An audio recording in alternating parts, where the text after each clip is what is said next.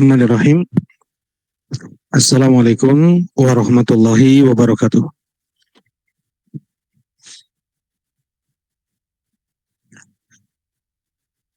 Innal hamdalillah nahmaduhu wa nasta'inuhu wa nastaghfiruh wa na'udzu billahi min syururi anfusina wa min sayyiati a'malina. May yahdihillahu fala mudilla lahu wa may yudlil fala hadiya lahu. Asyhadu an la ilaha illallah wahdahu la syarika lah wa asyhadu anna Muhammadan abduhu wa rasuluh sallallahu alaihi wa ala alihi wa sahbihi wa sallama tasliman katsira, amma ba'd.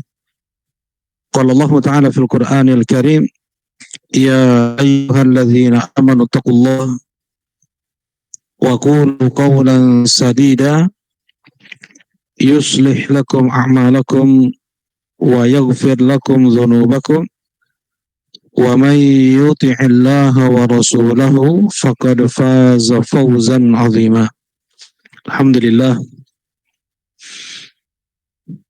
Alhamdulillah, kita bersyukur dengan kita memuji Allah Subhanahu wa taala yang karena limpahan nikmat, rahmat dan ihsannya di sore hari Ahad ini kembali Allah mudahkan kita untuk duduk berkumpul bermajelis di rumahnya dalam majelis ibadah, dalam majelis ilmu. Mudah-mudahan amal ibadah kita diterima oleh Allah Subhanahu wa taala dan mudah-mudahan menjadi sebab dipermudahnya langkah kaki kita menuju surga Allah Subhanahu wa taala. Allahumma amin. Nah, insyaallah kita akan melanjutkan kajian kitab Tauhid yang ditulis oleh Syekh Muhammad ibn Abdul Wahhab An-Najdi rahimahullahu taala. Ya, tauhid adalah menjadikan Allah Subhanahu wa taala satu-satunya yang kita ibadahi, yang kita sembah.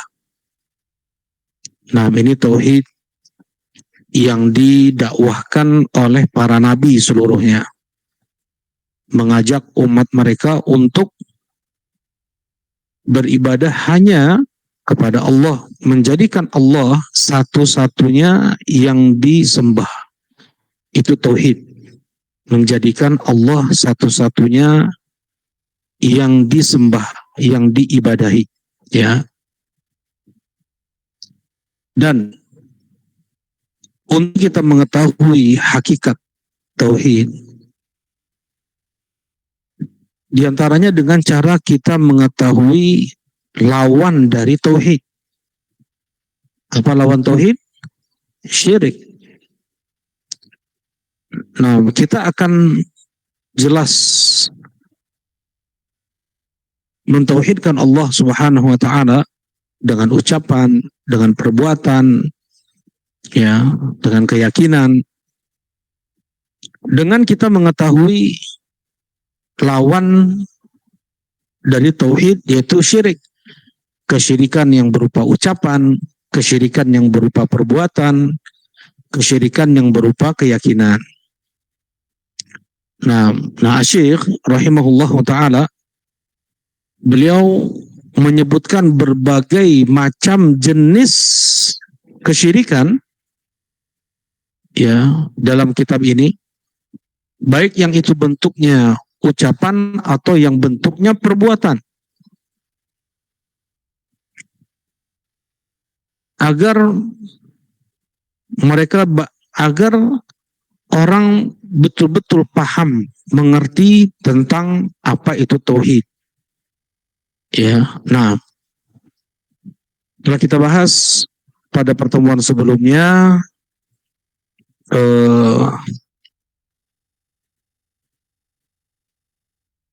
hadis-hadis yang datang tentang ancaman bagi mereka yang menyembah Allah di dekat kuburan orang soleh. Bagaimana dengan apabila menyembah kuburan, beribadah kepada Allah saja terlarang? di dekat kuburan orang soleh, bagaimana dengan langsung kuburan itu yang disembah? Ya tentunya ancamannya lebih keras lagi. Ya itu syirik sudah. Tidak akan masuk surga orang yang mati dalam keadaan belum bertobat dari kesyirikannya. Ya. Nah, ini terakhir pembahasan kita. Ternyata ada satu bab yang terluputkan ya.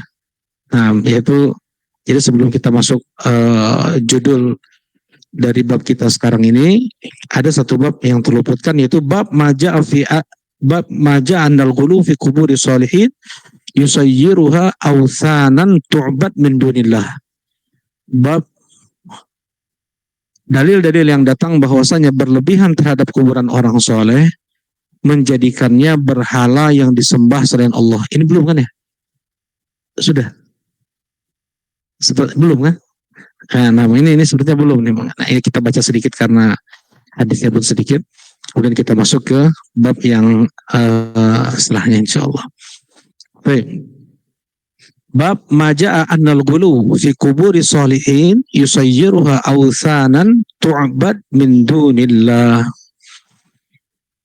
Nah, bab dalil-dalil yang datang bahwasanya berlebihan terhadap kuburan orang soleh menjadikan kuburan orang soleh tersebut sebagai berhala yang disembah selain Allah.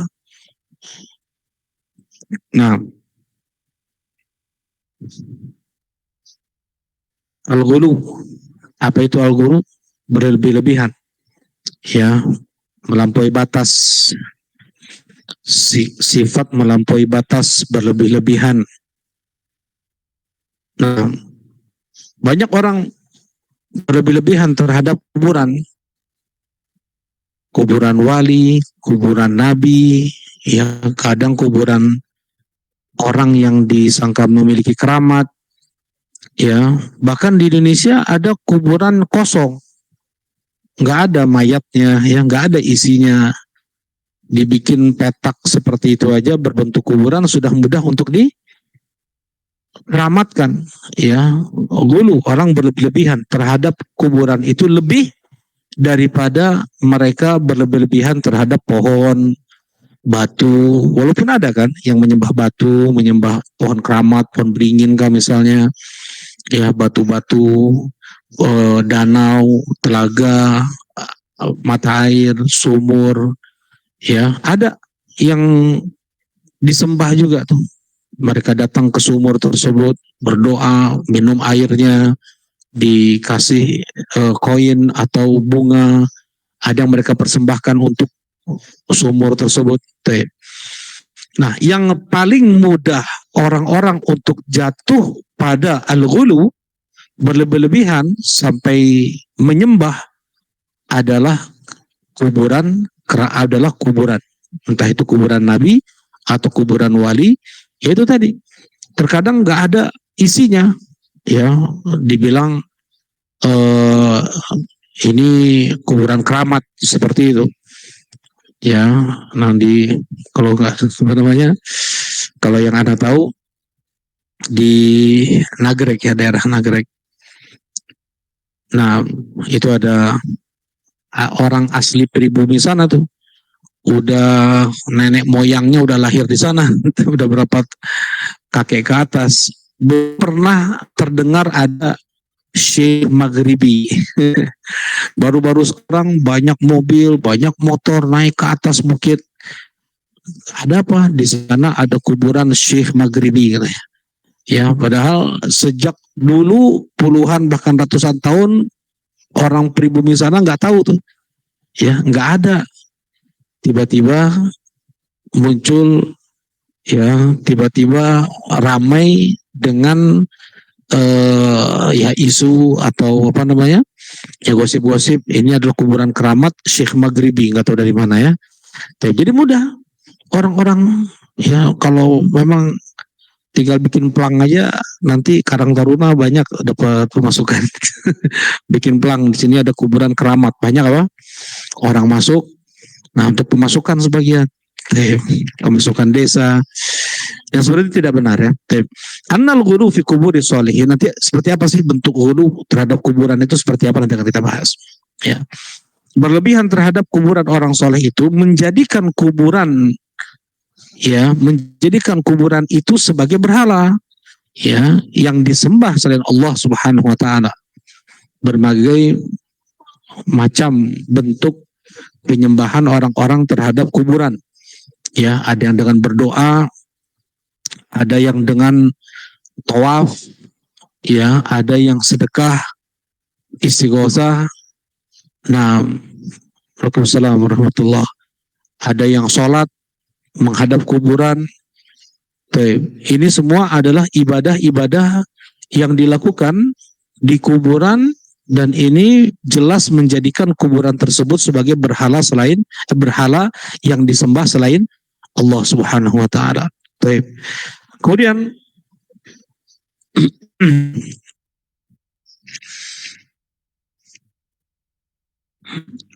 al-ghulu, bentuk melampaui batas terhadap kuburannya, ya, yang bukan ibadahnya, tapi kuburannya. Apa saja? Ya, yang pertama, dibikin bangunan di semen, di keramik, ya, dibikin hiasan-hiasan, ukiran-ukiran, bahkan dari marmer, sebagian luar biasa itu. Ya, kemudian dikerangi, dikasih lampu, ya, dikasih kelambu. Nah, kemudian, ya, kalau di Yaman dan di Iran itu, ya, orang-orang Sufi di Yaman Selatan, orang-orang Syiah di Iran, itu dibikin kubah. Ya, jadi masjid, jadi kuburan. Jadi kita sangka kalau dari jauh itu adalah apa? Masjid. Padahal di dalamnya adalah kuburan. Kuburan apa? Kubah besar. Ya, nah, Rasulullah Shallallahu Alaihi Wasallam melarang untuk membangun apapun di atas kuburan. La tabnu alal kubur. Jangan membuat bangunan apapun di atas kuburan. Gak boleh di semen-semen, gak boleh dipakai keramik-keramik atau pakai marmer, apalagi, ya, pakai nisan, nggak boleh. Ya, jadi gimana? Hanya dengan batu saja. Nanda, ini bagian kepala, ini bagian kaki, kemudian pinggir-pinggir kuburan tersebut dikasih batu-batu sebesar kepal agar tidak longsor. Tanah yang di atas, gundukan tanah itu tidak longsor ke bawah, jadi ditahan pakai batu, ya. Nah, karena curah hujan di kita ini lebih deras, ya, mungkin batunya bisa agak sedikit ke atas. Sebagaimana bisa kita lihat kuburan syar'i itu di Arab Saudi, ya, tidak ada bangunan apapun, tidak ada nisan bertuliskan apapun, hanya sekedar batu begitu saja, tanah rata begitu saja, ya. Nah, bagaimana andaikan tertukar nanti, kan ada, ya. Ini pertama, tidak boleh membuat bangunan apapun. Yang kedua, wala tajussu 'alaiha, tidak boleh menulis apapun di atas kuburan itu. Ya, nggak boleh ayat Al-Quran sekalipun, nggak boleh nama, nggak ada tulisan apapun, nggak boleh. La tajussu 'alaiha, tidak boleh menulis ukiran, mengukir apapun di atas nisan-nisan batu-batu atau kayu-kayu kuburan, nggak boleh. Nah, ya, baik. Wala tajlisu 'alaiha, nggak boleh duduk. Ini nanti akan kita bahas ini. Jadi apa sih sebenarnya tujuan kita ziarah kubur? Ya, tujuan seseorang ziarah kubur itu dua. Yang pertama adalah mengingat akhirat. Yang kedua adalah mendoakan kaum mukminin. Nah, yang pertama adalah mengingat akhirat. Jadi kalau mengingat akhirat, bukan hanya kuburan kaum mukminin saja yang diziarahi, bahkan kuburan orang-orang kafir kan di negeri kita dipisah nggak kuburan orang kafir sama kuburan, ada yang dipisah, ada yang dicampur ya. Memang kebanyakan dipisah ya, tapi sebagian kayak di atas sana pun ada juga yang dicampur sih. Sebenarnya nggak boleh disatukan antara kaum muslimin dengan orang-orang kufar, itu nggak boleh disatukan, nggak boleh ya, karena ada adab etika kita masuk ke kuburan orang Islam, bagaimana harus mendoakan mereka, nggak boleh kita jalan di antara kuburan dengan memakai sandal, itu ada adabnya, ada etikanya, berbeda dengan orang kafir. Tuh. Bolehkah kita menziarahi kuburan orang kafir? Ya, ziarah kubur kemana? Ya, ke kuburan orang kafir. Ya, dan kuburan orang kafir sebagian luar biasa ya. Taman, ada air mancur, ada apa? Ada tempat duduk-duduknya. Ya, jadi tempat nongkrong. Coba cekadut ke atas tuh. Ya, di sana luar biasa tuh.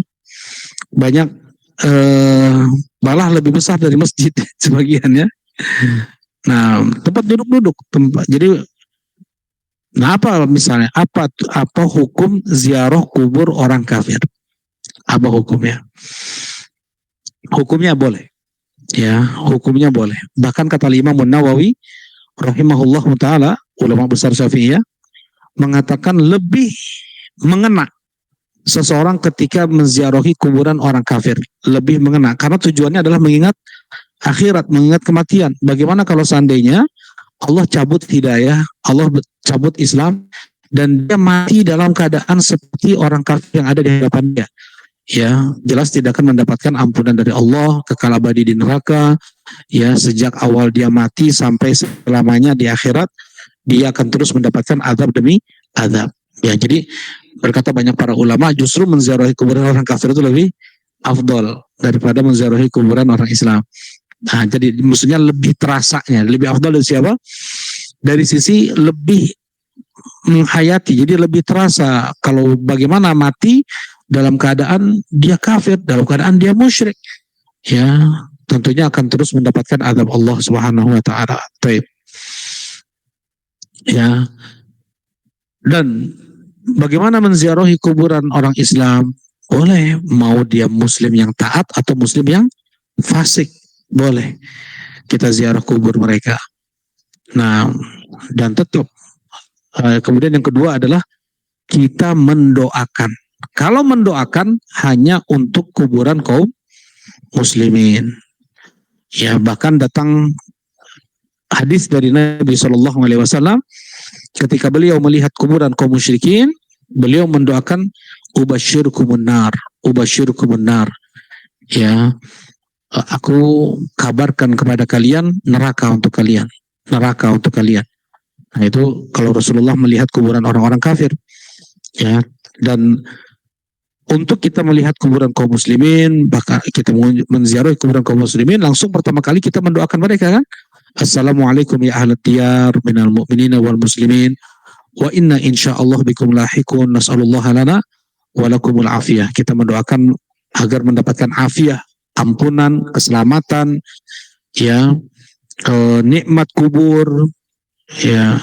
Nah, itu makna afiyah. Afiyah itu maaf Allah, afunya Allah, kemudian keselamatan dari azab dan limpahan nikmat-nikmat Allah Subhanahu wa taala. Nah, mendoakan kuburan kaum muslimin pun umum, mau kuburan orang-orang soleh atau kuburan orang-orang muslim yang fasik sekalipun. Ya, mereka sangat membutuhkan doa kita. Kita jangan pelit untuk memberikan doa kepada mereka, sekalipun mereka mungkin pelaku maksiat, ya, nggak sempat tobat, ya, su'ul khotimah lah, misalnya orang mati, dia mati dalam keadaan berjudi, mati dalam keadaan minum khamr, mati dalam keadaan berzina, mati dalam keadaan bunuh diri, Ya, yang seperti ini tetap mereka masih muslim. Ya, anda ulangi lagi, dulu pernah anda bahas, akidah ahlu sunnah wal jamaah adalah, ya, yaitu tidak memastikan seorang muslim sekalipun dia matinya husnul khotimah itu di surga. Tidak memastikan, ya, tidak memastikan merekomendasi seorang muslim yang dia matinya zahirnya adalah husnul khotimah. Apa misalnya? Pulang haji, sholat di Masjid Nabawi, kemudian meninggal dalam keadaan sujud. Ini luar biasa kan? Ini udah husnul khotimah sudah ini. Orang selesai haji saja sudah janjinya apa? Seperti dia terlahir kembali, tidak ada sedikit pun dosa yang dia bawa. Kemudian dia berkunjung ke Masjid Nabawi, ya, baru selesai sholat atau mau sholat meninggal di Masjid Nabawi. Jelas ini husnul khotimah. Apa namanya? Meninggal ketika sujud, meninggal ketika sholat. Ini jelas adalah husnul khatimah. Dengan demikian pun kita tidak bisa pastikan dia itu di surga. Kenapa? Karena kata Rasulullah SAW, wa hisabuhum 'alallahi azza wajalla. Dan kita serahkan isi hatinya itu kepada Allah Subhanahu wa taala. Jujur tidaknya dia berislam, jujur tidaknya zahir apa yang diperlihatkan kepada kita kaum muslimin, hanya Allah yang tahu. Jadi nggak bisa kita pastikan orang ini pasti di surga nih. Nggak bisa kita pastikan seperti itu. Nah, dan tidak boleh juga kita memvonis seorang muslim yang zahirnya adalah su'ul khatimah. Zahirnya su'ul khatimah tadi, mati dalam keadaan berjudi, mati dalam keadaan minum khamar, dia belum sempat tobat nih, mati itu. Ya, masih minum khamar, mati itu. Masih pegang kartu judi, mati itu. Berzina, mati. Ya, kemudian malah dia bunuh diri. Itu kan jelas ancamannya banyak itu. Dari Nabi SAW, qatala nafsahu bisyai'in udhiba bihi yaumil qiyamah. Siapa yang membunuh dirinya dengan sesuatu, dengan itu dia diadab di hari kiamat. Jelas ancamannya. Tapi tetap kita tidak bisa vonis dia itu di neraka. Kenapa? Walaupun memang su'ul khatimah zahirnya, tapi dia muslim.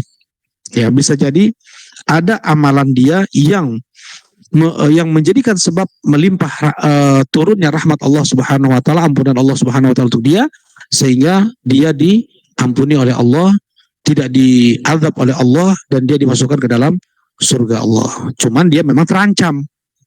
Zahirnya. Tapi karena itu kita tidak boleh memvonis dia itu di neraka.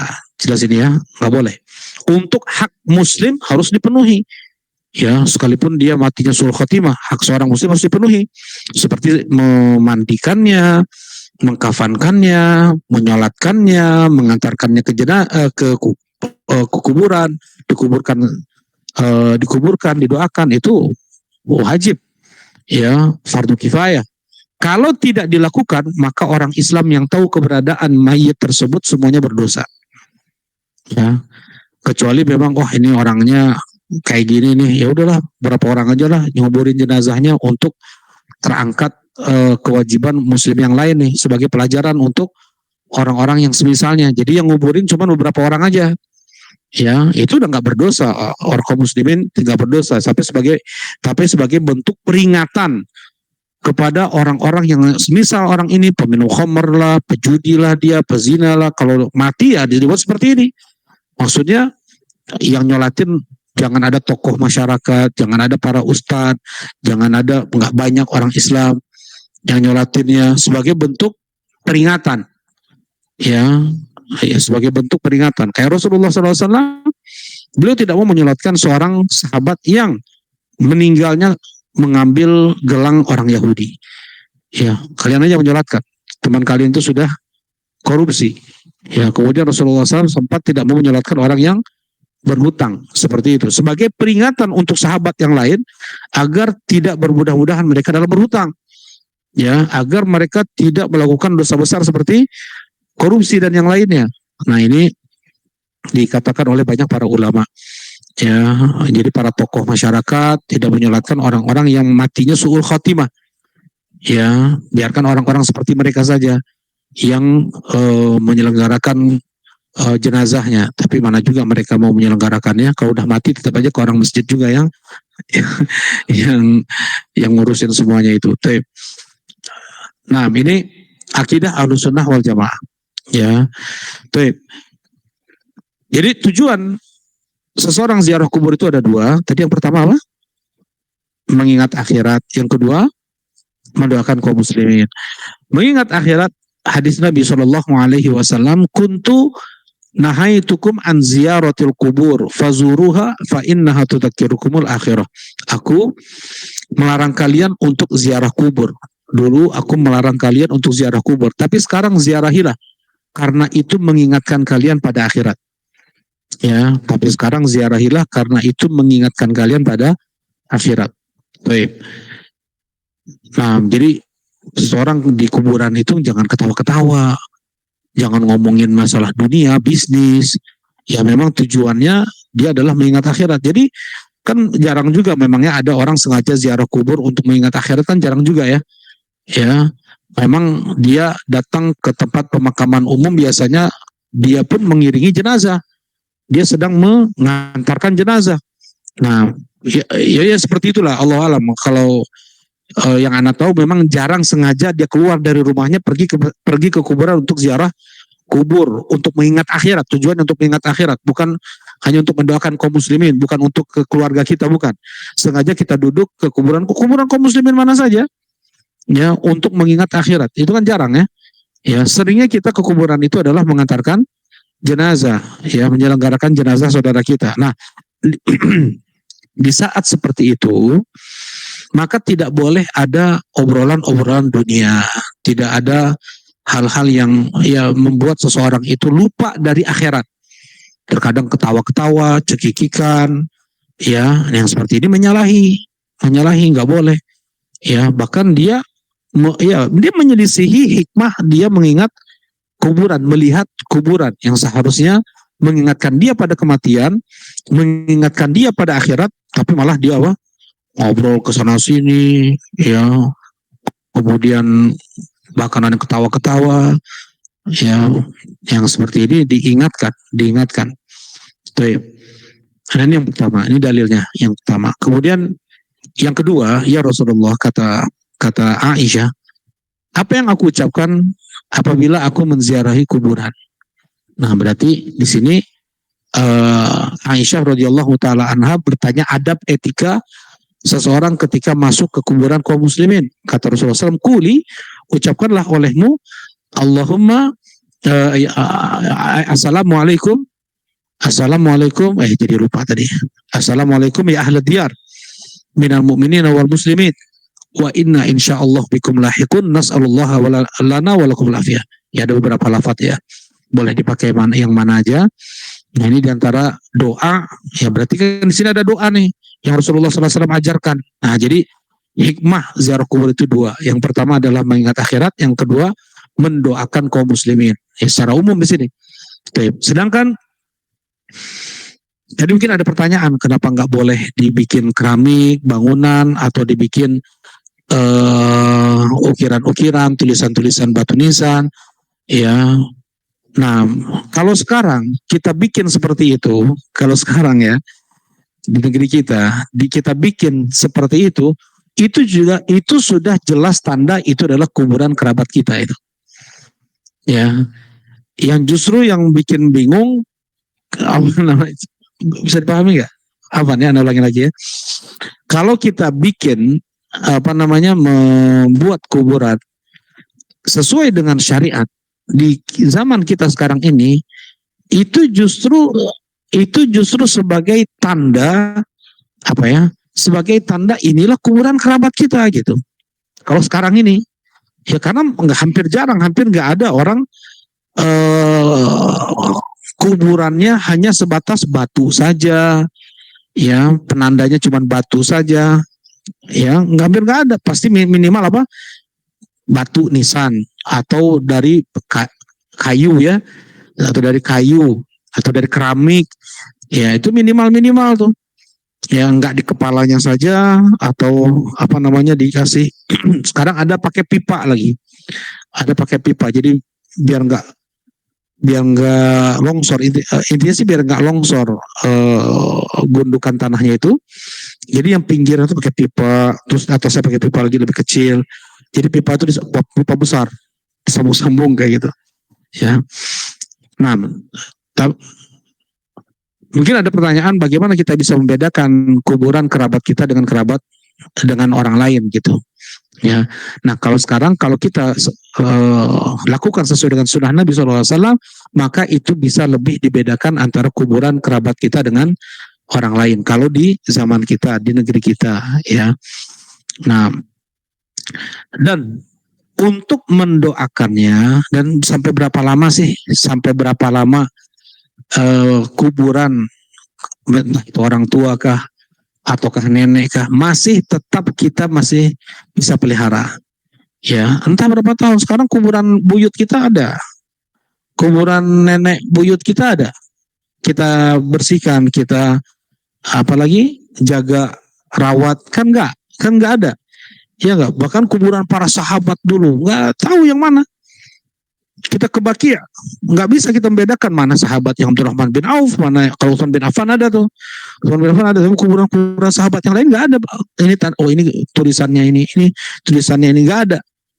Ya, nah, tetapi tetap doa kita terus terucap untuk mereka di sujud-sujud kita. Jadi jangan kita hanya mengingat mereka, mendoakan mereka di saat kita ziarah kubur mereka saja, jangan. Ya, kita mendoakan mereka di setiap sholat, ya, di setiap sholat, di waktu-waktu mustajab. Ya, kalau tujuan kita apa? Mendoakan. Ya, tujuan kita misal kan coba kuburan ibu Nabi SAW di mana coba? Di Batha. Batha itu di jalan antara Mekah Madinah. Di jalan antara Mekah, nggak ada lagi. Ya, maksudnya nggak, kan mungkin mikirnya merawat kuburan kayak gitu. Ya, ya ini maksimal. Yang penting kita lakukan semaksimal yang kita bisa sesuai dengan sunnah Nabi SAW, ya, agar tetap terlihat itu adalah kuburan, tidak diinjak oleh orang, tidak kemudian digali lagi oleh orang, ya, kita jaga seperti itu, ya. Kalau tapi juga susah, kecuali kita punya tempat makam kuburan sendiri, ya. Maksudnya sendiri itu kayak gini, bukannya eksklusif gimana ya, yang dikuburkan di sini mesti punya 10 hektar lah, jangan yang kecil-kecil, punya 10 hektar atau punya 5 hektar, berhektar-hektar punya di gunung atau di mana tempat yang masih sepi. Yang dikuburkan di tempat ini harus mengikuti peraturan kami. Ya, peraturan itu dibuat sesuai dengan sunnah-sunnah dari Nabi SAW. Yang dikuburkan di sini nggak boleh ditabur bunga, nggak ada syariatnya tabur bunga. Nggak boleh pakai keramik, nggak boleh pakai nisan, dan masuk ke kuburan harus lepas sendal. Ya, coba sekarang kuburan saudara kita, orang tua kita di tengah-tengah pemakaman umum seperti itu, mereka lewat pakai apa namanya, lewat kuburan menginjak-injakan gitu ya, menginjak-injak, memakai sandal. Kata Rasulullah SAW, ya sahibu sibtiyatin ikhla'na alaika faqad adzait. Wahai yang memakai kedua sandal, lepaskan sandalmu karena engkau sudah mengganggu mereka. Ya, engkau sudah mengganggu mereka, para penghuni kubur. Ya, maksudnya kalau di kubur di tempat pemakaman umum yang memang campur seperti itu, orang-orang kan tidak semuanya tahu adab seperti itu kan. Ya, bisa jadi para penghuni kubur mereka terganggu dengan jejak, ya, kaki yang memakai sandal. Nah, jadi nggak boleh pakai keramik, nggak boleh pakai nisan, nggak boleh pakai, ya sesuai aja dengan syariat, sesuai dengan syariat. Kalau perlu cuma batu aja, ya. Nah, itu yang kalau bisa ditempuh itu. Nah, bahkan sebagian kuburan dijadikan tempat bermain ya, tempat jajan, sebagian tempat kuburan di pasar, ya. Nah, nggak ada bisa seseorang untuk mengingat akhirat ketika dia mendatangi kuburan tersebut. Baik, barakallahu fikum. Nah, kita lanjutkan. Nah, yang biasanya dilebih-lebihkan adalah kuburan orang-orang soleh. Ya, kuburan orang-orang soleh dulu di Mekah adalah kuburan Khadijah dan kuburan Zaid ibn Khattab. Ya, ada kuburan sebagian sahabat yang dikeramatkan dulu itu oleh orang-orang Syiah. Ya, nah, dan itu menjadikan kuburan-kuburan tersebut sebagai berhala yang disembah. Nah, anal ghulu fi kuburi sholihin yusayyiruha awthanan tu'bad min dunillah. Berlebih-lebihan terhadap kuburan orang soleh menjadikan kuburan-kuburan tersebut sebagai berhala yang disembah selain Allah. Jadi awthanan, berhala itu bukan hanya bentuknya patung manusia, patung binatang, ya. Awthan, berhala adalah semua yang disembah selain Allah itu jadi berhala. Baik itu bentuknya kuburan, atau hanya sebongkah batu, atau pohon yang tidak ada ukiran manusia atau makhluk hidup, ya, tidak berbentuk, tidak ada ukiran binatang. Nah, semua yang disembah selain Allah maka itu dikatakan berhala. Awthanan tu'bad min dunillah, disembah selain Allah Subhanahu wa taala. Nah, kita sekarang baca hadisnya. Rawa Malik fil Muwatta. Berkata Imam Malik di Muwatta'nya, nama kitab hadis Imam Malik adalah Muwatta. Ya, kata Imam Syafi'i rahimahullah taala, kitab Muwatta Malik kitab Muwatta Malik adalah kitab hadis terbaik di kolong langit. Yang kita tahu kitab hadis tersahih itu apa, Pak? Sahih? Sahih Muslim atau Sahih Bukhari? Sahih Bukhari. Kemudian setelah itu Sahih Muslim. Nah, berarti Imam Syafi'i salah berarti ya. Kata Imam Syafi'i Muwatta Malik yang paling sahih. Ya, gimana jawabannya, Kang Adam? Ya, belum ada Sahih Bukhari pada saat Imam Syafi'i mengatakan itu. Ya, yang baru ada adalah Muwatta Malik, dan kitab hadis terbaik pada saat itu adalah memang Muwatta Malik. Ya, belum ada Sahih Bukhari, mungkin Imam Bukhari pun belum lahir. Nah, karena Rasulullah sallallahu alaihi wasallam qala, Rasulullah SAW bersabda, Allahumma la taj'al qabri wasanan yu'bad. Ya, ya Allah, jangan engkau jadikan kuburanku sebagai berhala yang disembah. Rasulullah berdoa, bahkan dikeraskan suara beliau agar didengar oleh para sahabat. Jangan sampai engkau jadikan kuburanku ya Allah berhala yang disembah. Orang sujud, ya, menghadap kuburan Nabi, berdoa ke kuburan Nabi, ya, istighosah, bahkan melemparkan koin-koin, uang-uang, ya, tawaf, yang seperti itu. Nah, Rasulullah takut sekali jangan sampai kuburan beliau itu disembah. Nah, mudah-mudahan dengan adanya kerajaan Arab Saudi sekarang ini, di antara bentuk dikabulkannya doa Rasulullah Sallallahu Alaihi Wasallam, ya, yang sekarang nih, dari dulu pun sebenarnya sudah juga itu dilakukan oleh Umar bin Abdul Aziz, banyak para ulama yang lain. Di tahun 700-an Hijriah saja, ya, di tahun 700-an Hijriah saja sudah dilapis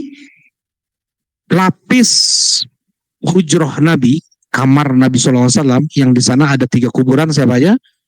Kuburan Nabi Muhammad, kuburan Abu Bakar, dan kuburan Umar. Ya, ada 3 kuburan di hujrah, ya, di kamar Aisyah. Ya, ada 3 kuburan. Di tahun 700-an Hijriah akhir saja itu sudah dilapis dengan 3 lapis dinding. ya, dengan 3 lapis dinding, ada segi 4, kemudian segi 5, segi 5-nya itu menjoroknya ke uh, berlawanan dengan kiblat, ya, agar orang tidak bisa menghadap ke masjid, tidak bisa menghadap ke kuburan Nabi SAW ketika sholat. Ya, tidak ada pintu, tidak ada jendela, tidak ada yang bisa mengambil tanah, ya. Oh, mungkin ya kalau di Yaman, kuburan yang mereka anggap orang soleh, tanahnya itu dimakan, ya, bukan hanya diambil jadikan jimat kayak gitu ya, dimakan, ya, tanahnya. Dan anehnya ya, ke orang Yaman ya, orang Yaman asli sana, ibu-ibu kalau ngidam itu mereka maka kalau di sini kan ngidam maunya asam-asam, ya, mangga asam kah. Kalau di sana mereka ngidam makan tanah, coba, ya, mereka makan tanah. Nah, tapi kalau di kuburan-kuburan orang soleh seperti itu, memang tanah itu didatangkan terus karena habis-habis terus itu, ya, habis-habis terus. Nah, nggak ada yang bisa mengambil tanah dari kuburan Nabi, nggak ada yang bisa menghadap kuburan Nabi. Ya, kalaupun ada yang tetap ngeyel sekarang ini mau berdoa ke menghadap kuburan Nabi, itu harus jauh. Sekarang coba lihat, sampai kalau dulu itu temboknya masih nggak ada batasan, ada tetap orang yang sujud sholat di luar. Kita kan balik kan, kita ziarah nih, kita misalnya Masjid Nabawi, kita ziarah nih, keluar ke sana kuburan Nabi nih, kita keluar. Nah, ini kan udah keluar masjid. Itu banyak yang sujud ke sana nih, ke sini, ke kuburan Nabi. Nah, sekarang oleh pengurus Masjid Nabawi dibikin blok-blok gitu, ya, sampai jauh pun masih ada juga yang berdoa ke kuburan Nabi. Ya, masih juga ada. Baik, jadi tidak ada yang bisa langsung dekat menyembah ke kuburan Nabi Muhammad SAW. Ya, dan sangat tegas bagaimana pengurus masjid di sana untuk menghalau orang-orang yang berusaha untuk berdoa langsung menghadap ke kuburan Nabi Muhammad SAW. Ya, ini doa Nabi SAW. Allahumma la taj'al qabri wathanan yu'bad. Ya Allah, jangan engkau jadikan kuburanku sebagai berhala yang disembah. Beliau takut, beliau khawatir, ya, jangan sampai kuburan beliau dijadikan tempat ibadah oleh orang-orang, jadi jatuh syirik. Ya, padahal beliau dan para nabi yang lain adalah orang yang paling gencar dalam mendakwahkan tauhid, yang paling benci terhadap kesyirikan. Dosa yang paling menjijikkan di sisi Allah Subhanahu wa taala adalah dosa syirik. Kemudian jangan sampai justru yang mendakwahkan tauhid tersebut, justru kuburannya dijadikan tempat terjadinya apa? Kesyirikan. Nah, ini sangat beliau benci, beliau sangat gak suka terjadi apapun bentuk kesyirikan, sekecil apapun kesyirikan itu, ya. Nah, dan ulama-ulama Madinah dulu pun sangat tegas juga dalam hal ini, seperti Imam Malik rahimahullah taala. Ada orang yang izin untuk ihram umroh haji itu dari kuburan Nabi. Coba, kan kita kalau dari Madinah kan Dzul Hulaifah, ya, Bir Ali, di Dzul Hulaifah atau Bir Ali. Ini enggak, ya, ini mau ihramnya dari kuburan Nabi, bukan dari Masjid Nabawi, enggak. Mereka bilangnya kuburan Nabi. Oke. Nah, ini yang seperti ini dilarang tegas oleh para ulama-ulama dulu. Ya, mereka mengatakan orang-orang yang berbuat bid'ah seperti ini merasa lebih khusyuk dan akan lebih besar pahalanya kalau memulai ihram umroh hajinya itu dari kuburan Nabi SAW. Ya, sampai kemudian, ya, diantara sebab dipenjara sampai meninggalnya Syekhul Islam Ibn Taimiyah apa? Pas sebab Ibnu Taimiyah Syekhul Islam itu sering dipenjara, ada yang tuduhan palsu, dusta, palsu gitu, ya. Ada yang beliau dipenjara sampai meninggalnya itu karena menulis satu tulisan kecil, tipis, beberapa lembar saja, ya, menulis tentang tidak boleh safar untuk sengaja menziarahi kuburan Nabi Shallallahu Alaihi Wasallam. Ini terhalangi nggak jalan kita, jalan Bapak itu? Enggak ya? Atau terhalangi? Nah, khair insyaallah. Nah, jadi beliau menulis risalah, buku kecil, larangan atau haramnya safar untuk menziarahi kuburan Nabi. Jadi sengaja nih, kita dari Indonesia, tujuan safar kita, kalau umroh ke Masjidil Haram kan. Kemudian setelah itu dia pun berniat untuk safarnya juga menziarahi kuburan Nabi. Nah, itu hukumnya tidak boleh. Yang boleh apa? Dia berlelah-lelah, dia berletih-letih, dia keluarkan uang yang tidak sedikit untuk menziarahi Masjid Nabawi. Itu hukumnya apa? Boleh. Masjidil Haram, hukumnya boleh. Masjidil Aqsa, hukumnya apa? Boleh. Untuk beribadah di 3 masjid tersebut, hukumnya boleh. Sekaligus kita menziarahi kuburan Nabi. Itu yang seharusnya. Bukan tujuan utamanya adalah menziarahi kuburan Nabi. Jelas insyaallah. Kalau tujuan utamanya safar, ya safar umroh, selain umroh saya juga mau menziarahi kuburan Nabi misalnya, itu nggak boleh itu tujuannya. Tapi dia mau mendatangi Masjid Nabawi, ya. Ketika dia di Masjid Nabawi, sekalian dia menziarahi kuburan Nabi karena memang satu kawasan. Sekalian dia menziarahi kuburan Nabi, sekalian dia menziarahi kuburan Baqi', yang seperti ini hukumnya tidak mengapa, ya. Nah, jadi sebagian orang itu sangat menentang, masa nggak boleh seorang safar untuk menziarahi kuburan Nabi. Nah, difitnah macam-macam, akhirnya Syekhul Islam di penjara sampai beliau meninggal, ya. Nah, Rasulullah SAW berdoa, Allahumma la taj'al qabri wasanan yu'bad. Ya Allah, jangan kau jadikan kuburanku sebagai berhala yang disembah. Nah, ishtadda ghadabullah ala qaumin ittakhadhu qubur anbiya'ihim masajid. Sangat besar murka Allah kepada suatu kaum yang menjadikan kuburan-kuburan nabi mereka sebagai masjid. Allah benci, Allah marah, Allah murka kepada orang-orang yang menjadikan kuburan para nabi sebagai masjid. Apalagi kuburan orang-orang soleh biasa, apalagi kuburan-kuburan yang dikeramatkan seperti itu, nggak boleh. Nah, Allah mempunyai sifat marah di sini. Ya, Allah mempunyai sifat marah. Ya, marah. Kemudian kalau Allah Subhanahu Wa Taala marah, Allah akan menimpakan azabnya. Ya.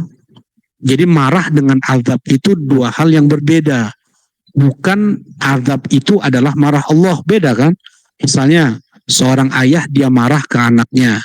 Ya, mungkin terkadang anaknya disentil. Nah, sentilan itu adalah akibat dari apa? Marahnya si ayah. Jelas ini ya.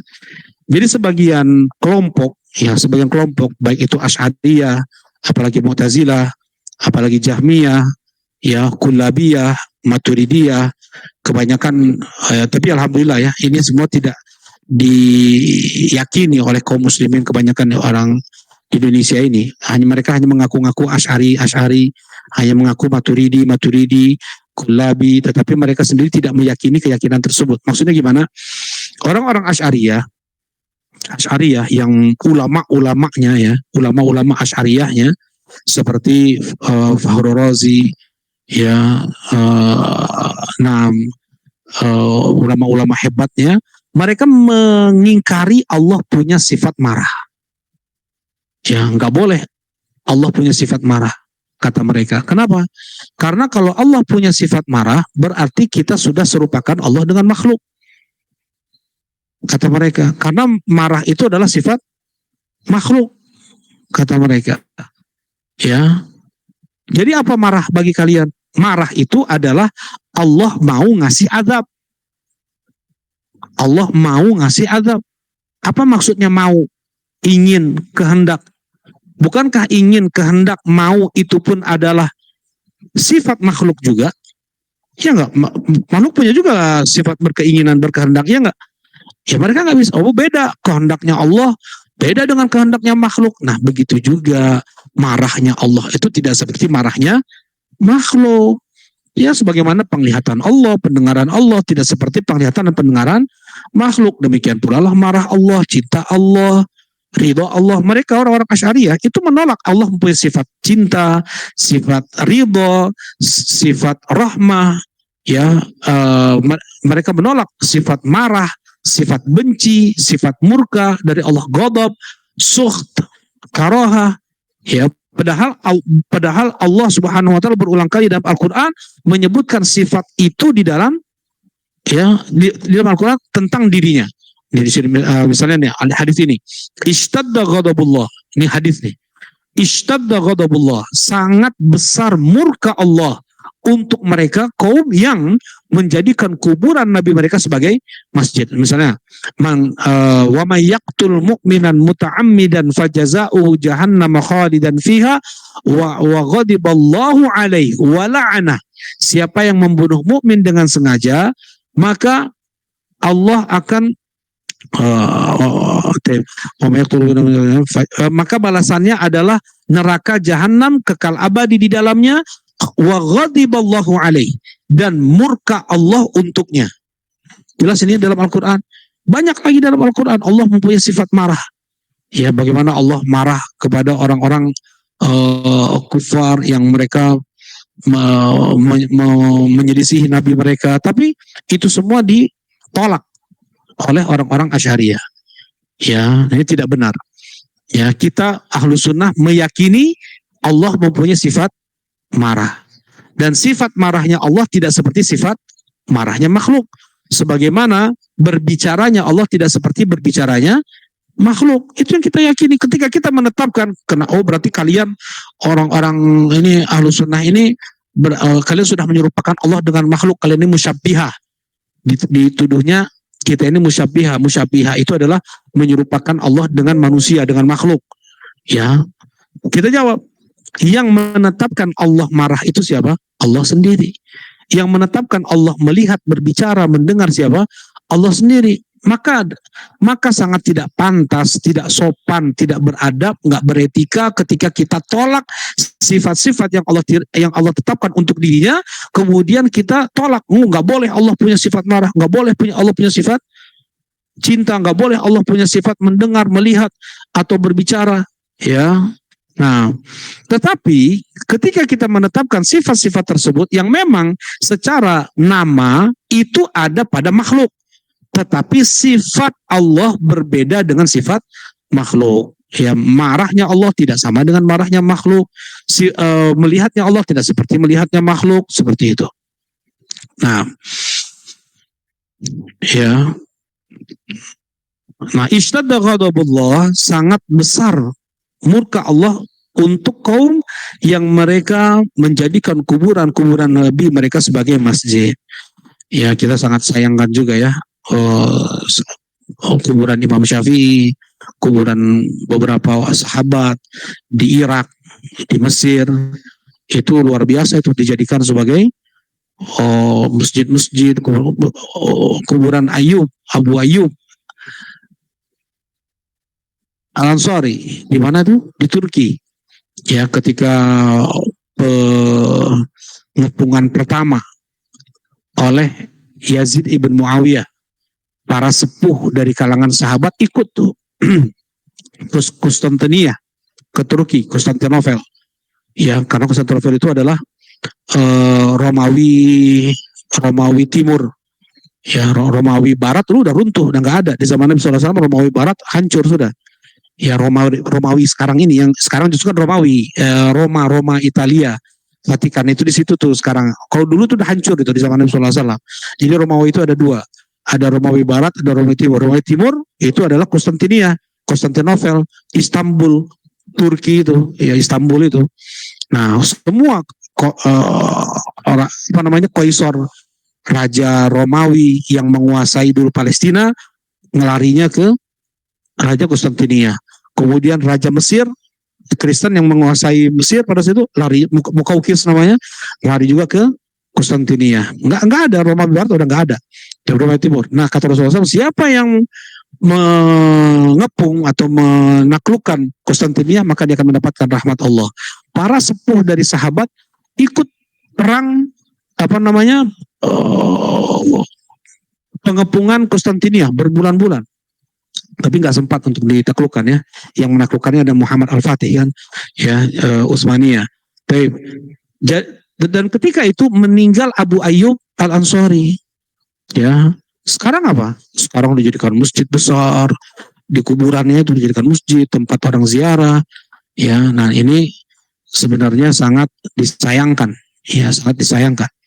Tapi kalau sebagian orang, ini bentuk kita memuliakan orang soleh, bentuk kita mencintai orang soleh dengan membuatkan di atas kuburannya bangunan, kubah, ya, dibikin dari marmer, dihiasi, dikasih wewangian. Justru yang terjadi sekarang adalah sebanyak mereka yang menyembah kuburan-kuburan orang soleh tersebut. Nah, dan ini diancam dengan mendapatkan murka Allah. Wali bin Jarir bisa nadihi an Sufyan ibn an Mansur an Mujahid. Afara'aitumul Lata wal Uzza. Nah, kemudian dari Ibnu Jarir At-Tabari. Ya, Ibnu Jarir At-Tabari. Tafsir terbesar sekarang ini yang sampai kepada kita adalah tafsir At-Tabari. Nah, beliau ini penulisnya Ibnu Jarir At-Tabari. Ya, bahkan khilaf tafsir ayat itu disebutkan semuanya oleh Ibnu Jarir At-Tabari. Jadi berapa puluh jilid. Nah, ada sekarang memang yang 17 jilid, ada 19 jilid, ada yang sampai 20 lebih, sampai 30 jilid dicetak. Nah,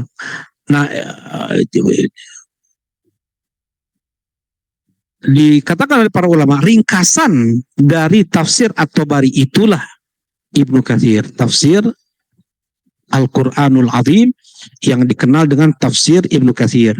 Ya, tafsir terbaik adalah tafsir Ibnu Katsir. Nah, jadi kalau kita mau melihat ada nggak khilaf dalam menafsirkan satu ayat, kita harus lihatnya ke tafsir At-Tabari. Ya, nah kalau seandainya tidak ada khilaf disebutkan oleh tafsir oleh Ibnu Jarir At-Tabari, maka tidak boleh ada khilaf yang berikutnya. Sekarang kita nggak boleh ada khilaf gitu. Ya, kalau seandainya ada khilaf berarti dia khilaf, ada sahabat menafsirkan ini dan semuanya terkadang benar. Ya, nah ini boleh. Kadang kayak lam yakunil ladzina kafaru min ahli kitab wal musyrikin munfakin hatta munfakin itu ada 11 tafsir. Ada 11 tafsir disebutkan oleh Ibnu Jarir At-Tabari. Ya, nah kalau misalnya sekarang ditemukan jadi ada 12, misalnya 12 pendapat, yang nggak boleh ada pendapat lebih lagi kayak gitu. Baik. Nah, kata Ibnu Jarir At-Tabari dengan sanad, beliau pakai sanad ya, beliau pakai sanad untuk menafsirkannya sampai ke Mujahid pakai sanad, sampai ke Nabi pakai sanad, sampai ke Abdullah bin Abbas pakai sanad. Nah ini diantaranya sampai ke Mujahid. Bisanadih an Sufyan an Mansur an Mujahid. Afara'aitumul Lata wal Uzza, untuk ayat ke-19 di surat An-Najm. Ya, ada ayat afara'aitumul Lata wal Uzza wa manata tsalitsatal ukhra. Qala kana yalutu lahumus sawiq. Kata Mujahid ini siapa? Murid dari Abdullah bin Abbas. Ya, mereka para ulama tafsir nggak berbicara seenak mereka, mereka berijtihad lapang, enggak. Ya, bagaimana mereka menafsirkan itu sesuai dengan apa yang datang dari guru mereka, dari Abdullah bin Abbas. Ya, nah, afara'aitumul Lata wal Uzza. Ya, kata Abu Jahid, siapa itu Lata? Lata adalah kana yalutu lahumus sawiq, yaitu orang yang membuat adonan sawiq. Ya, sawiq itu roti dicampur dengan minyak atau dicampur dengan kurma. Ya, lupa ya. Yang jelas jadi makanan lah. Ya, adonan, dia ini sering bikin adonan kayak seperti itu, kemudian dibagi-bagikan kepada para jamaah haji, dibagikan kepada jamaah umroh. Ya, sampai sekarang kan banyak ya orang-orang yang dermawan luar biasa, bertruk-truk mereka membagi-bagikan makanan, minuman, ya, gratis kepada para jemaah haji, kepada para jemaah umroh, bebas seperti itu, melimpah, ya. Nah, ini dari dulu sebenarnya, dari dulu, ya. Lata ini, dia ini karena tukang mengadon makanan dan dibagi-bagikan, oh ini orang soleh ini, ya, orang soleh.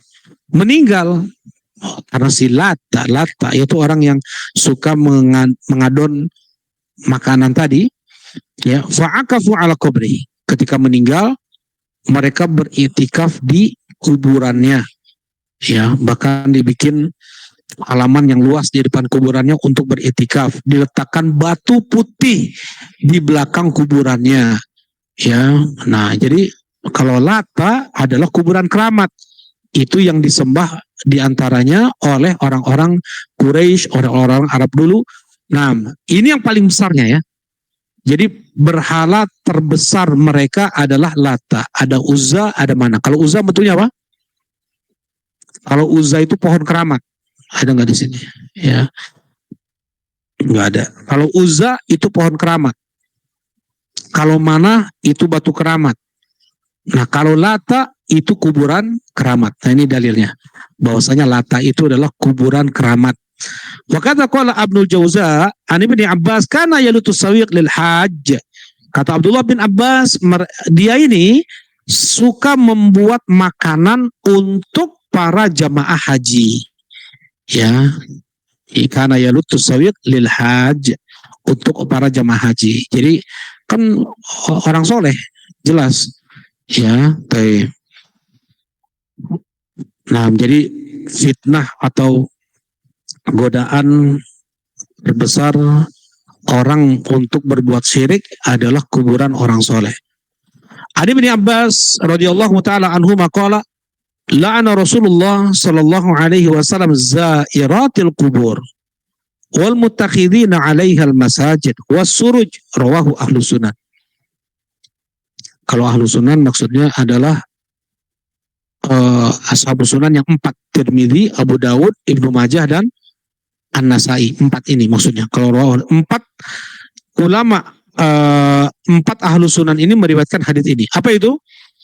Rasulullah SAW melaknat wanita yang menziarahi kubur. Ya. Jadi kalau kita ambil hadis ini, berarti perempuan sama sekali tidak boleh menziarahi kubur tuh.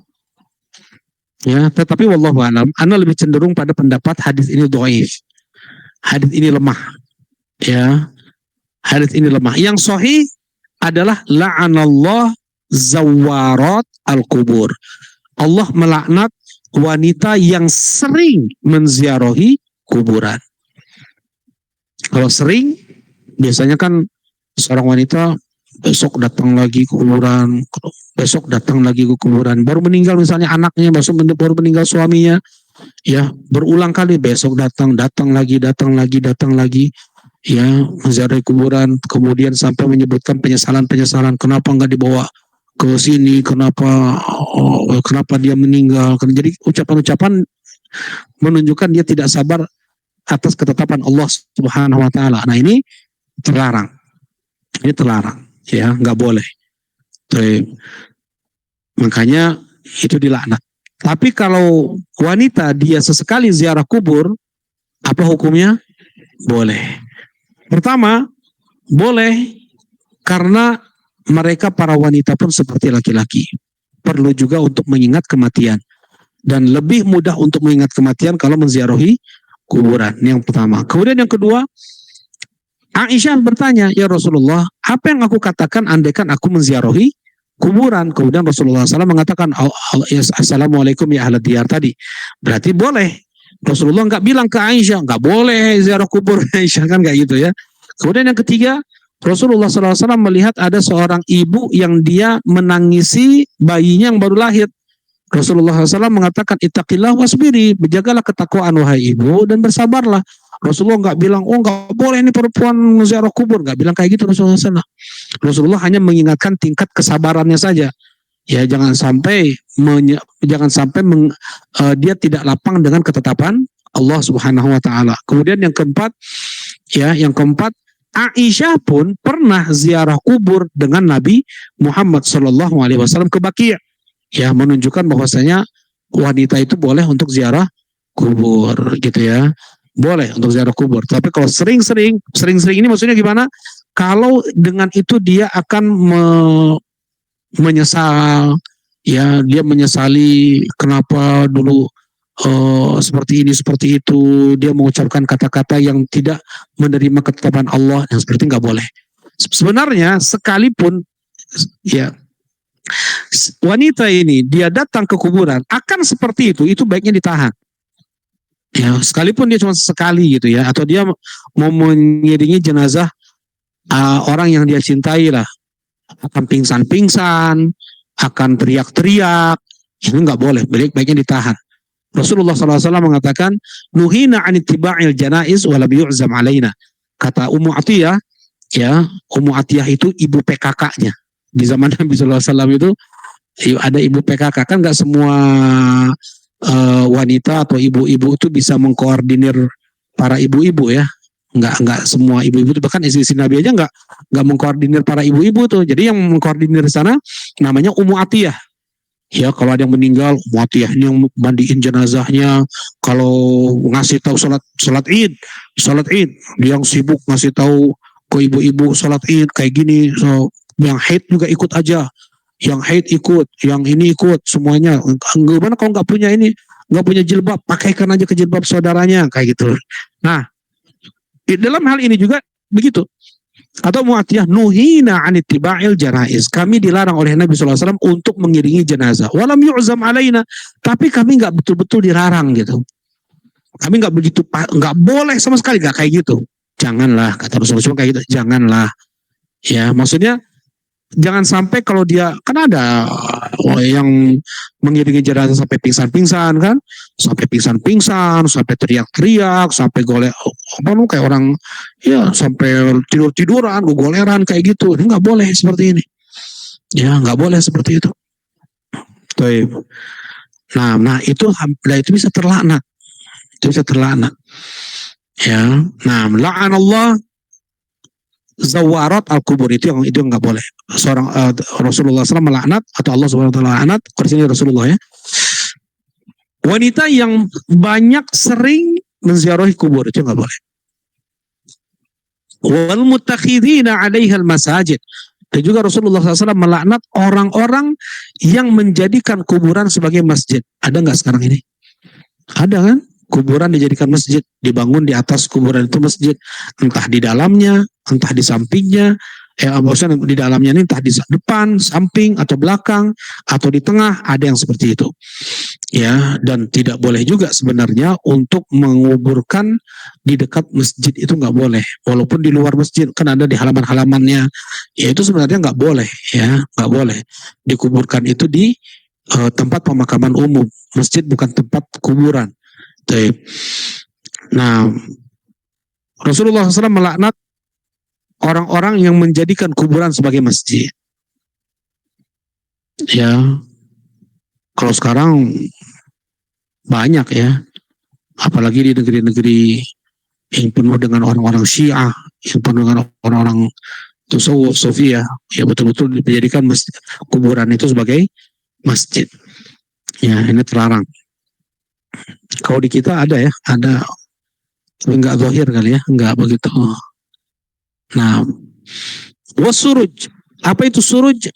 Tidak boleh dikasih lampu-lampu, nggak boleh dikasih penerang, ya, nggak boleh dikasih apapun yang cahaya apapun, nggak boleh. Nggak obor kah? Ya, sebagian pakai lampu yang bagus, nggak boleh. Baik.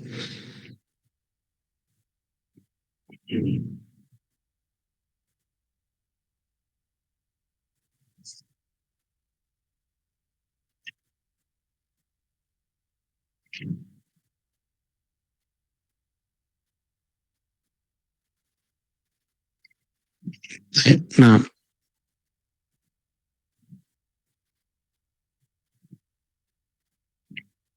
ini hukum Dan ini pun sekarang perlu disebarkan ya pemahaman seperti ini. Bagaimana kaum muslimin tidak boleh mereka berlebih-lebihan terhadap kuburan orang soleh. Sekarang jangankan belum mati, jangankan udah mati. Sebelum mati saja sebagian orang sudah apa? Berlebih-lebihan kepada orang soleh. Ada yang sujud di kakinya, ada yang mencium kakinya, ada yang sampai ruku. Oh ya, lewat nih ustadznya pada ruku, pada sujud. Nah ini dulu ya, dan kita sudah lewati sebab kufur anak Adam pertama kali adalah dia berlebih-lebihan terhadap orang soleh. Terjadi di zaman siapa? Terjadi di zaman Nabi Nuh. Ya, kira-kira gimana kalau udah mati itu? Ya, orang-orang ini ustaz-ustaz ini, ya ajangan-ajangan kiai ini, kalau seandainya sudah mati gimana? Tentunya akan lebih lagi tuh. Ya, didatangi kuburannya, dijadikan tempat istighosa, dijadikan tempat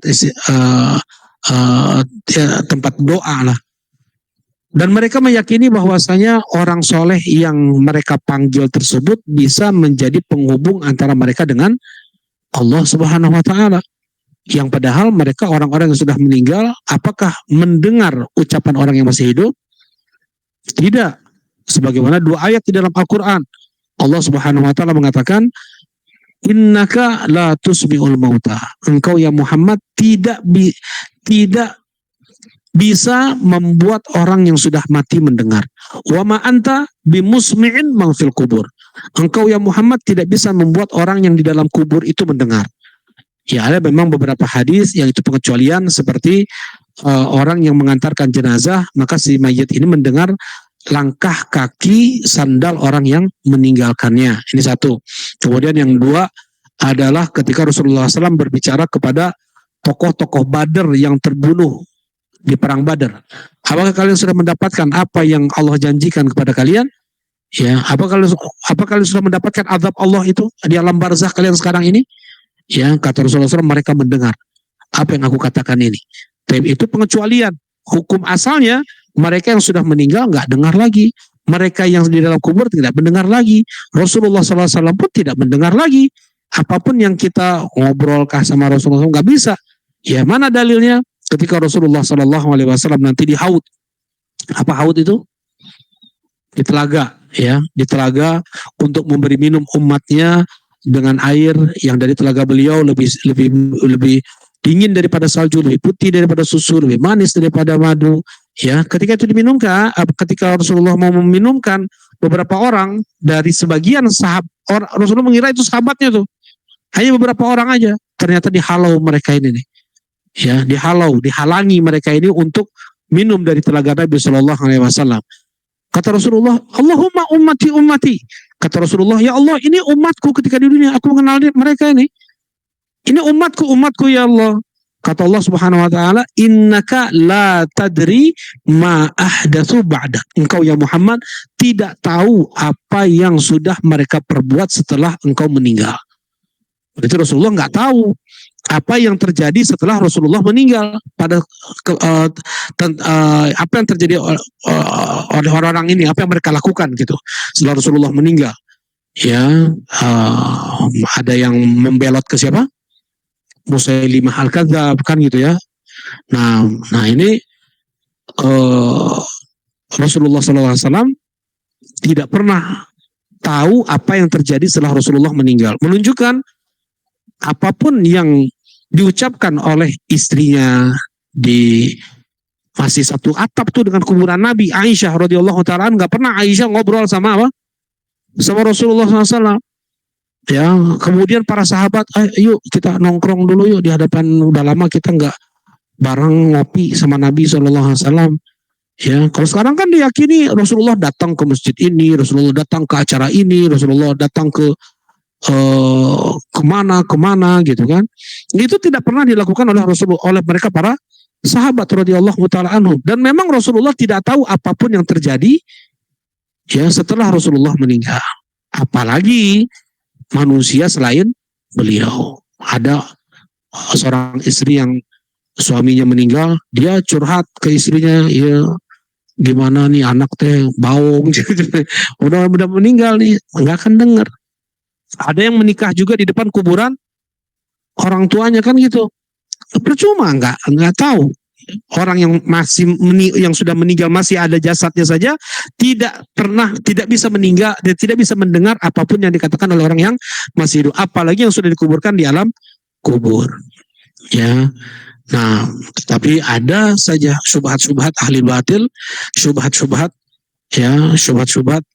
ahli bid'ah yang menghasut bagaimana kaum muslimin mereka berdoa kepada orang soleh, menjadikan orang soleh tersebut perantara antara mereka dengan Allah Subhanahu wa Ta'ala. Ya, nah, saya nggak meyakini kok orang soleh itu yang ngasih saya sembuh, selamat, sukses, enggak. Saya hanya meyakini Allah satu-satunya yang memberikan kesembuhan. Cuman mereka ini orang soleh hanya sebagai penyampai hajat saya, doa kami kepada Allah Subhanahu wa Ta'ala. Kalau saya langsung doa kepada Allah, mana mungkin Allah dengar? Saya pelaku maksiat, saya banyak dosa, ya. Maka saya jadikan mereka orang-orang soleh ini sebagai perantara antara saya dengan Allah, kata mereka seperti itu. Ya, itulah sejati hakikat kesyirikan yang terjadi di zaman Nabi Nuh, yang terjadi di zaman Nabi Muhammad SAW, menjadikan Lata sebagai perantara antara mereka dengan Allah Subhanahu wa Ta'ala. Itulah hakikat kesyirikan itu. Ya, berdoa kepada orang soleh yang sudah mati. Ya, nah, jadi kalau kita mau minta syafaat nih, Abah, gimana caranya kita minta syafaat kepada Nabi? Boleh nggak kita minta syafaat kepada Nabi? Ya Rasulullah, berikanlah syafaatmu untukku. Boleh nggak seperti itu, Abah? Kenapa? Karena Rasulullah sudah meninggal. Jadi kita mintanya kepada Allah Subhanahu wa Ta'ala. Allahumma syafi' fiyya nabiyyaka Muhammadan sallallahu alaihi wasallam. Ya Allah, jadikanlah nabimu memberi syafaat untukku di hari kiamat. Bukan kita minta kepada Rasulullah. Kalau kita minta kepada Rasulullah, berarti kita sudah menyekutukan Allah. Tuh, udah syirik tuh, berdoa kepada selain Allah. Sangat berharap kita untuk mendapatkan syafaat Nabi Muhammad sallallahu alaihi wasallam, sangat. Tapi kalau untuk berdoa langsung kepada Rasulullah, itulah hakikat kesyirikan. Ya, mau berdoa ke Rasulullah, mau berdoa kepada Khulafaur Rasyidin, siapapun hukumnya haram. Berarti dia sudah berdoa kepada selain Allah dan itu adalah syirik. Jelasin insyaallah. Dan Allah mengatakan, wa qala rabbukum ud'uni astajib lakum, dan berkata Rabb kalian, langsung kalian berdoa kepadaku, aku kabulkan doa kalian. Nah, seperti itu. Silakan, ada yang mau ditanyakan, tafadhol. Jadi teman yang berikutnya sama aja ininya ya. Apaan?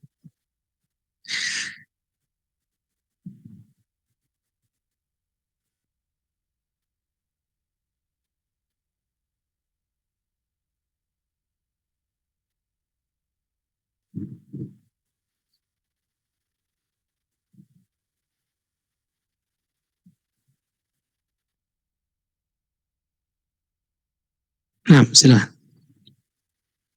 Waalaikumsalam warahmatullahi wabarakatuh.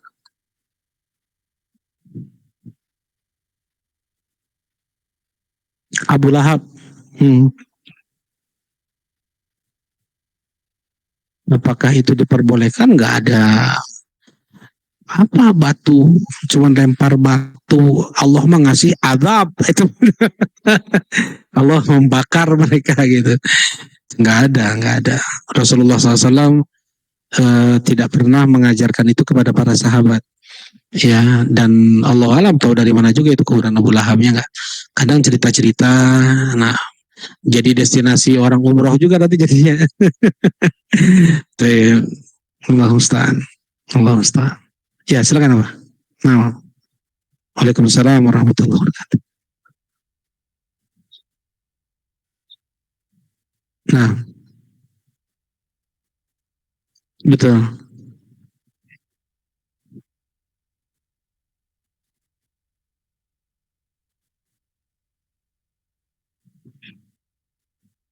Betul ya. Barakallahu fiik. Nah, jadi kayak gini. Ya, inilah bedanya antara ahlu sunnah dengan selain mereka. Ahlu sunnah itu membawa hadis-hadis yang seperti ini, hadis-hadis yang samar, ke ayat atau hadis yang jelas. Tidak kita mencari hadis-hadis yang samar-samar untuk menjadi pembenaran apa yang kita lakukan. Enggak. Mana yang samar dibawa ke yang jelas.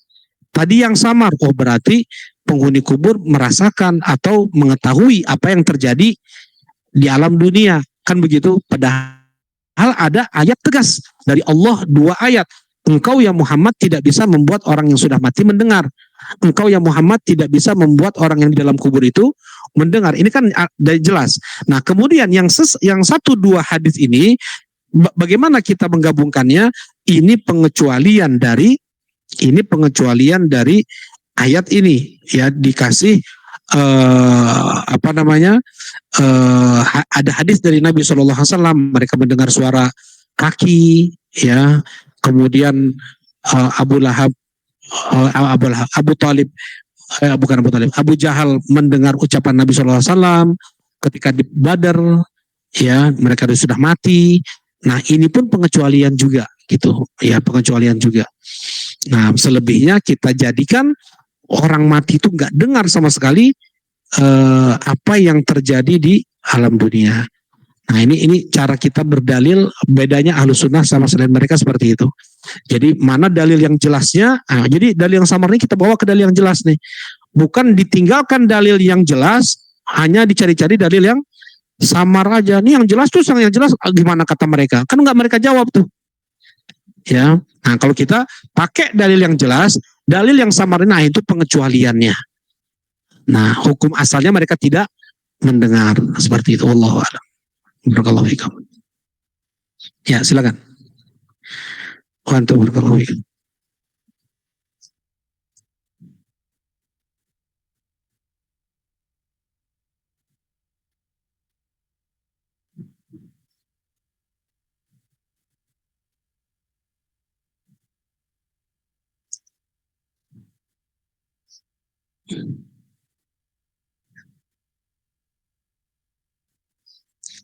Bukan. Kalau kuburan Nabi ya. Nah, kalau khusus untuk Nabi, betul, sampai kepada Nabi SAW, salam kita sampai kepada Nabi SAW, memang itu ada, memang dalilnya itu. Nah, itu dikecualikan, itu diantara yang dikecualikan. Nah, itu kalau kita minta yang lain, nggak tahu Nabi SAW. Ya, seperti itu. Nah, kalau itu hadis yang dimanapun kalian bersolawat, kemudian pas kita salam kepada Nabi SAW, nah itu sampai langsung. Nah, untuk misalnya ngajak ngobrol kayak gitu, Nabi sekalian, Nabi ini saya mau curhat, nih ada masalah saya dengan saudara saya misalnya, nggak ada. Nah,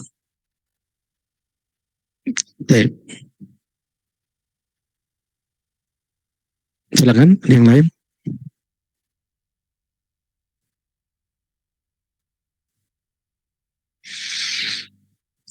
Nah, kita cukupkan ya kajian kita di sore ini. Subhanakallahumma rabbana wa bihamdika asyhadu an la ilaha illa anta astaghfiruka wa atubu ilaik. Assalamualaikum warahmatullahi wabarakatuh.